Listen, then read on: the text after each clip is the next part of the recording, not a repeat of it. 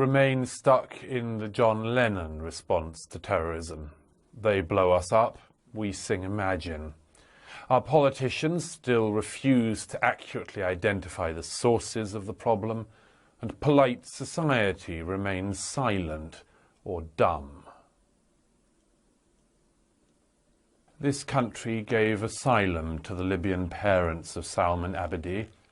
Their son repaid that generosity by killing 22 British people, one for each year of life this country had given him. We need to think far more deeply about all this. Eastern Europe doesn't have an Islamic terrorism problem because it doesn't have much Islam. France has the worst problem because it has the most Islam. Are we ever going to draw any lessons from this? Apparently not. For the time being, the game is to be as inoffensive as possible. The rot isn't just within the Muslim communities. Consider all those retired British officials and others who shill and are in the pay of the Saudis and other foreign states, even while they pump their extreme versions of Islam into our country. Our enemies are serious. It's high time we became serious too. Douglas Murray there. And now for Sarah Khan's view. Islamist extremism is flourishing in our country. We're failing to defeat it. So what can we do about it? Whenever I say we must counter those Muslim organisations who are promoting hatred, discrimination, and sometimes even violence, I'm often either ignored by some politicians out of a misplaced fear of cultural sensitivity, or I find myself experiencing abuse by some of my fellow Muslims. We need to wake up. These groups and their sympathisers tour Muslim communities, hold events, and have hundreds of thousands of followers on their social media. Yet there is little counter-challenge to their toxic anti-Western narrative, which includes opposition to democracy and human rights. I've seen politicians and charities partner with and support some of these voices and groups. This is nothing short of scandalous.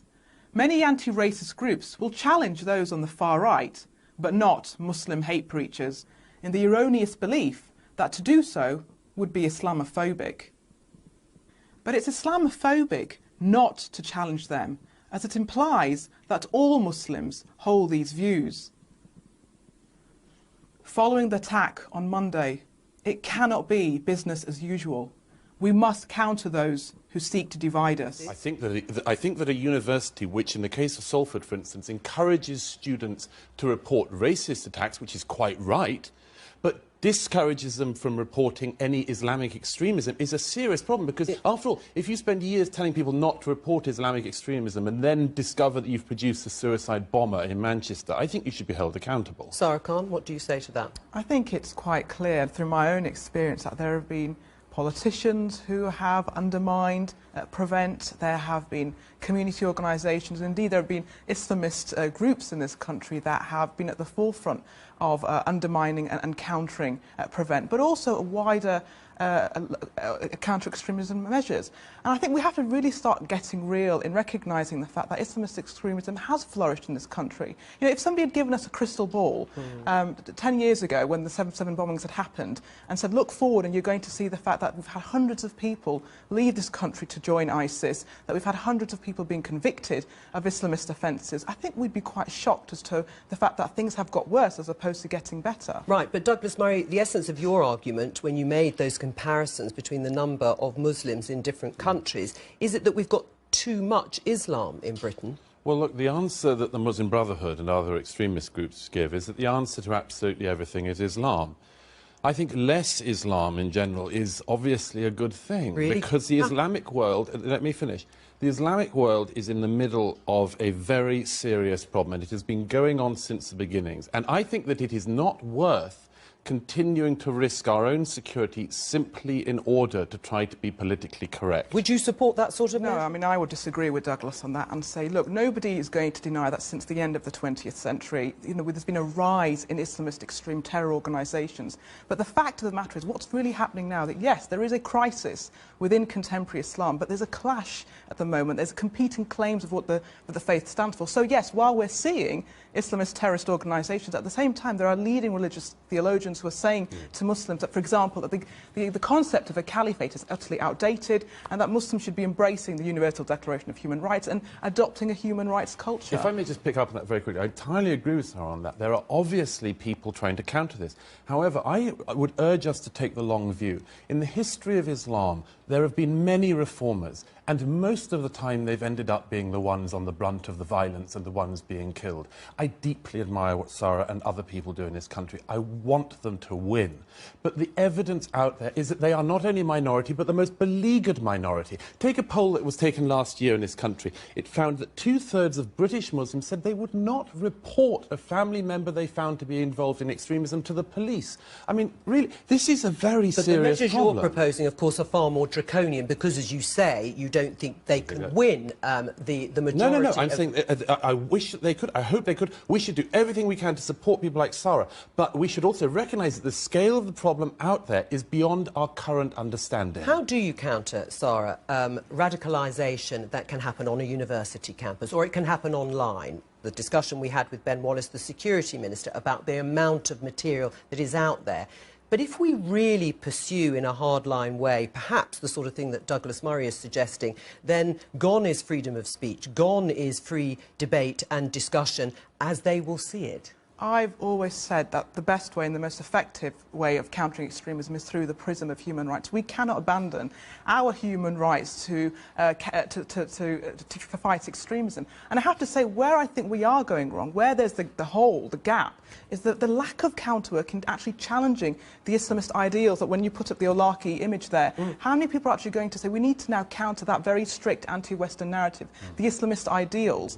That's where we are really not doing enough work. And what about the human rights point, though, that you cannot take away other people's human rights in order to protect I've not suggested, and I'm not suggesting anyone has their human rights taken away. I'm suggesting that we do things that make sure that 22 people don't get blown up on an average Monday again. Okay? The idea that it is against human rights to, for instance, ask people simply to be opposed to people who wish to blow up our daughters in a pop venue on a Monday night, that isn't restricting human rights. It's not restricting human rights to say that if you're taking government money and you're an institution like Salford University, you should be held responsible for not cooperating with the standard security measures. I don't disagree with that, but I'm saying you can challenge extremism without having to abandon human rights. In my organisation, there's a lot of work going into Muslim communities, working with teachers, where we're saying we've got to actually counter the Islamist narrative. We are not doing enough of that. So it's not about, this is not about actually closing down free speech. This is actually encouraging more of it to say, and that this is the most effective way of countering the Islamist narrative. So why isn't it doing better? Why isn't it reaching and spreading in the communities themselves? There's a number of reasons. One of them is the fact that there's a denial taking place, there's lots of apologetics taking place, and part of it is also the way we talk about Muslims in this country. We use this term Muslim communities as if they're a homogenous, monolithic trend. The fact is that there's a very positive trend, there's also a very negative trend amongst British Muslims, and we need to counter those who are promoting the idea that Muslims need to be part of the global Islamist identity. I absolutely agree. It's also the case that there is massive pushback because for a lot of Islamists in this country, they are defending the faith as they see it. Islam as a religion is a lie wrapped with some facts and truths. I want the truth! You can't handle the truth! Let them prove it's a religion of peace! Roll every available ambulance you got to this position.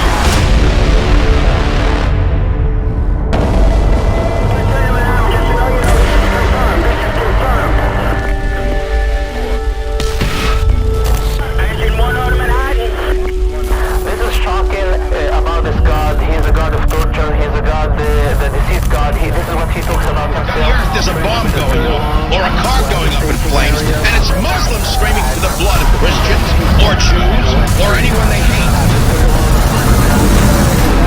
Page after page after page message is about religion, a religion that teaches convert or kill. Let him prove it's a religion of